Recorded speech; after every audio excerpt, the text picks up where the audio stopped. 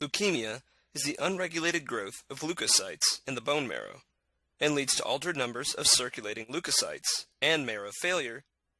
Marrow failure decreases the number of RBCs, WBCs, and platelets, leading of course to anemia, increased infections, and hemorrhage. There are many different types of leukemias, but a big help to making the diagnosis, both on your exam and in real life, may be looking at the patient's age. Most of these cancers have a fairly specific age range that almost all patients present within. Let's start by discussing the lymphoid neoplasms. Acute lymphoblastic leukemia or lymphoma, known as ALL for short, occurs primarily in children less than 15 years old. If you get a question with a child having leukemia, the diagnosis will most likely be ALL, because other types of leukemias are much more likely to occur in older patients. The bone marrow is replaced by an excess of lymphoblasts that also spill into the peripheral blood. These lymphocytes are TDT positive and CALLA positive. TDT is a marker for immature leukocytes, and CALLA stands for common ALL antigen and is present in about half of ALL cases. Notice that CALLA has ALL in the word, which is a pretty handy memory tool. CALLA is also associated with a good prognosis. ALL can also be associated with certain genotypes. For example, Down syndrome patients with trisomy 21 are predisposed to ALL. Can you think of a reason why that might be the case? What if I told you the affected gene in ALL was on chromosome 21?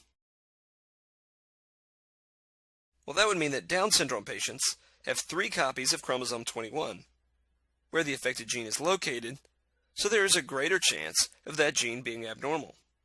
A translocation between chromosomes 12 and 21 is a particular variant of ALL that has a better prognosis. Fortunately, ALL is very responsive to therapy, particularly in children. However, the disease can spread to the CNS and testes because ALL cells can make it past the blood-brain barrier and the blood-testes barrier. Chronic lymphocytic leukemia is also known as small lymphocytic lymphoma, and as such is commonly thought of as a type of non-Hodgkin's lymphoma. Remember when we said that the boundaries between leukemia and lymphoma can blur at times? Well, this is one of those times.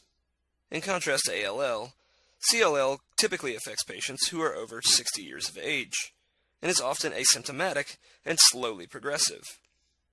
CLL is a disease of CD5 and CD20 positive B cells. As you can see from this image, these cells are excessively fragile and often disrupted during preparation of peripheral blood, like smears on a slide. This excessive fragility gives rise to the name smudge cells. Smudge cells are not unique to CLL, they are just more commonly seen in CLL. You can note these smudge cells here and here. Interestingly, CLL has been associated with warm autoimmune hemolytic anemias, as we spoke of earlier. Hairy cell leukemia is a rare type of B-cell tumor that tends to affect the elderly, although you can occasionally see this in middle-aged people. There are basically 2 topics that are most frequently addressed on your test about hairy cell leukemia. First, can you see the hairy appearance as the membranes form blebs on the outer surface of these cells? This should be a clear sign if this smear is given to you on your exam. And second, the hairy cells stain positive for tartrate-resistant acid phosphatase, otherwise known as TRAP.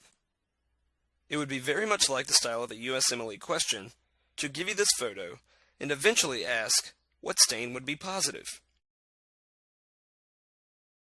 And of course, you would know the answer would be TRAP.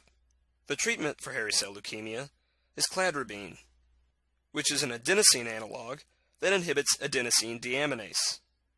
You will often get a dry tap from bone marrow aspiration because the disease causes bone marrow fibrosis, and thus there's nothing to aspirate on a tap.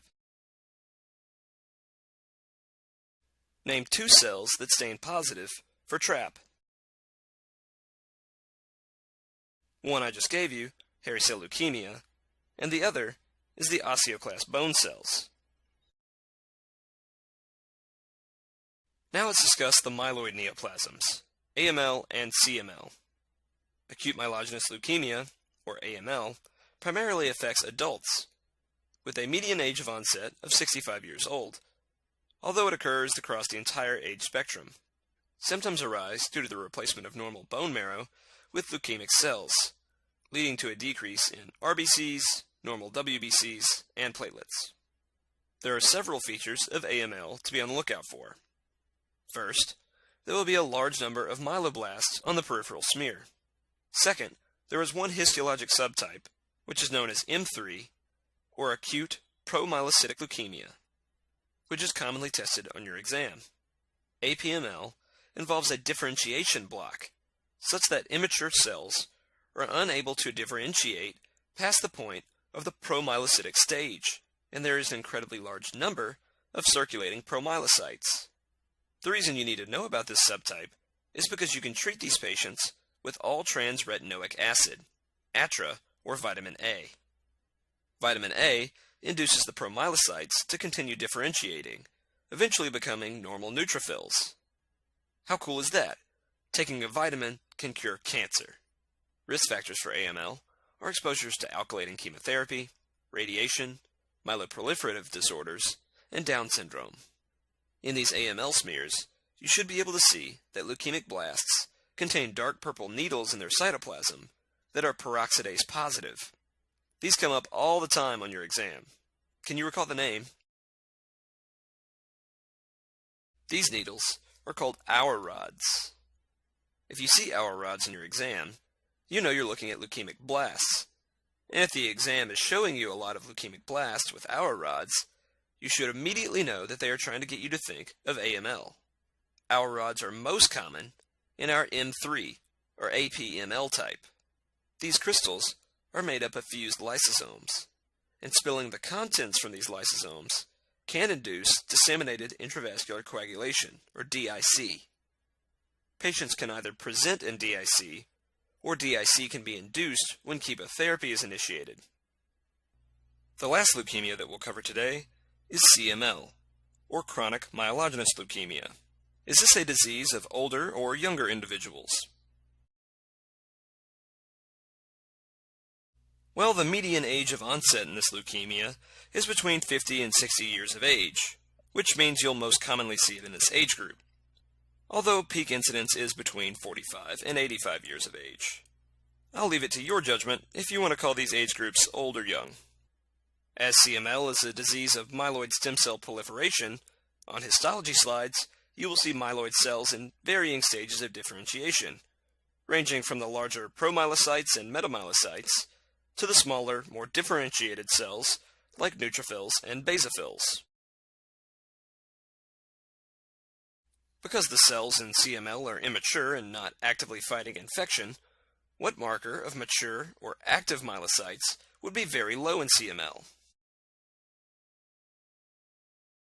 That would be leukocyte alkaline phosphatase. Again, this is a major differentiating factor of the leukemoid reaction that we saw earlier in this chapter. Remember the genetics of CML from the oncogenetics in the pathology chapter? CML is one of the great success stories for cancer research.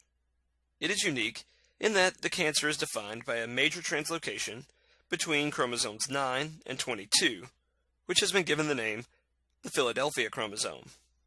This translocation creates a fusion gene between the BCR and ABL genes that overexpresses a constitutive tyrosine kinase, which plays a role in increasing cell division. The discovery of this overactive tyrosine kinase allowed scientists to develop a targeted therapy against it.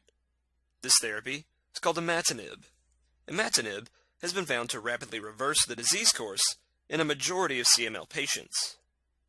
Be sure to know the association between CML, BCR-ABL, translocation 922, imatinib, and the name the Philadelphia chromosome, because all of these names will appear on your exam in either the question stem or the answer choices provided by the USMLE. Unfortunately, after some time on imatinib, the cancer will often develop escape mutations, rendering the drug ineffective. Other drugs are currently being developed to counteract these escape mutations. Another danger with CML is the blast crisis, when this chronic leukemia transforms into AML or ALL. Blast crises are characterized by a rapid increase in immature lymphocytes or myeloblasts. Before moving on, one last clinical pearl in leukemias. When you have a ton of white blood cells proliferating, and then you initiate treatment, so a bunch of these cells begin to die off, what do you worry about? Well, one would worry about tumor lysis syndrome. This occurs because you have tons of purine breakdown, which is then broken down into uric acid, and this can cause kidney stones. So to prevent this problem, before initiating chemotherapy, you want to give a xanthine oxidase inhibitor to prevent all this excess purines from causing a problem in the first place. Most commonly, we use allopurinol, febuxostat, or if it's really bad, resburicase. Okay, almost there. So here we're going to summarize the chromosomal translocations that are found in various hematological cancers. These are commonly tested and extremely important for your exams.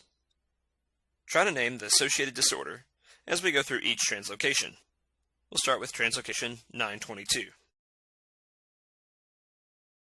That would be the Philadelphia chromosome that we just spoke about, and our old friend CML.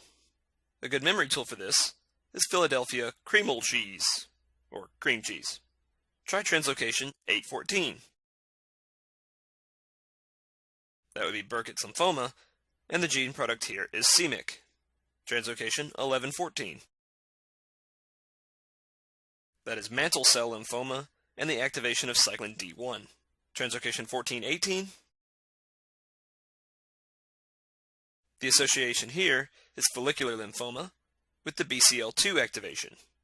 And last, translocation 1517. This is our M3 type of AML, and be sure to remember that it is responsive to ATRA, or vitamin A.